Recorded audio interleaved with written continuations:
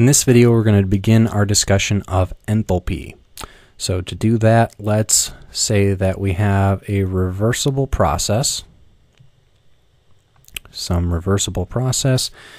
and the only type of work which is occurring within the system for this reversible process is pressure volume work.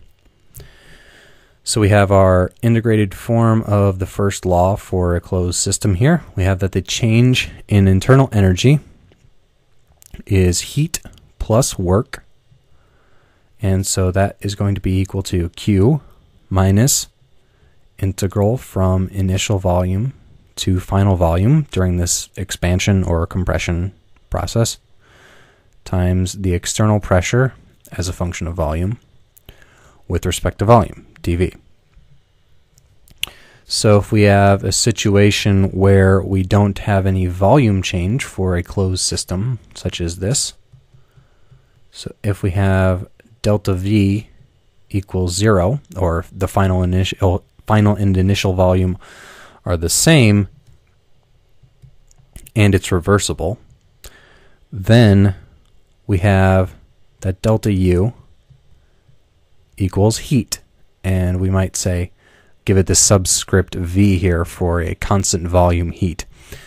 Okay, so we have a constant volume in a closed system, and thus there's no work going on.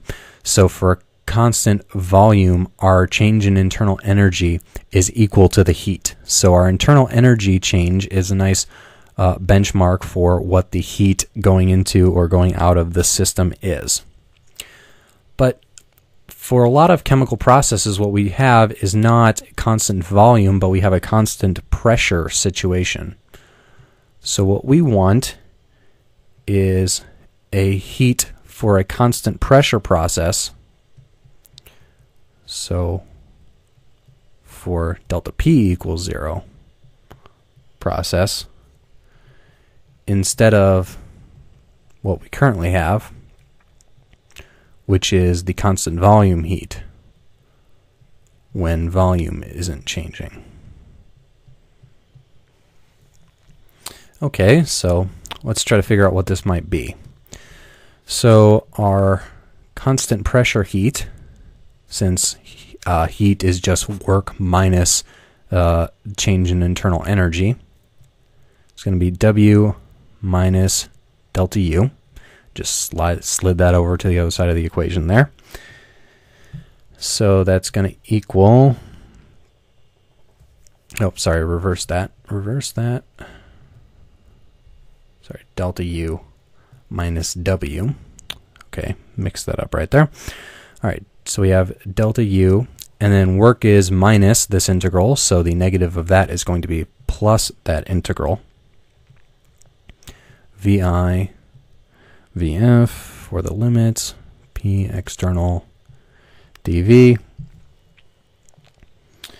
Okay, so for a constant pressure process, P external is just going to be a constant, so you can pull this out, and then you're just integrating dV, so you get final volume minus initial volume, and that's just delta volume. So that would just be delta U plus P, which is constant, delta V. Okay, so our heat for a constant pressure process is just delta U plus P delta V. So why don't we just go ahead and define a quantity, which is that? And that's going to be enthalpy, H. We're going to define it as internal energy plus pressure times volume. Make sure I got that on the screen there. There we go.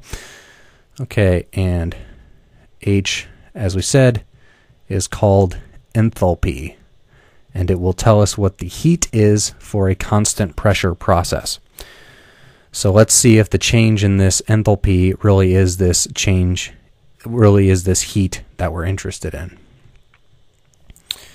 Okay, so delta H is going to be, well, if we take a delta here, we're going to take delta U plus, and then we have product rule here. So we would have P delta V plus V delta P.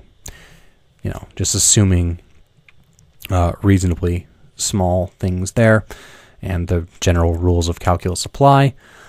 Remember that delta P, it's constant pressure, so delta P is going to be 0.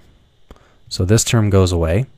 So you're left with this term, these two terms, delta U plus P delta V. And in our derivation for what the heat of a constant pressure process would be, for a reversible constant pressure process, we got that would be delta U plus P delta V. So this is indeed equal to that expression up there. So we have found the quantity that we are interested in. Delta H is the heat for a constant pressure process. And this will be very useful to us for chemical reactions, phase changes, and all sorts of things which generally occur in a constant pressure situations.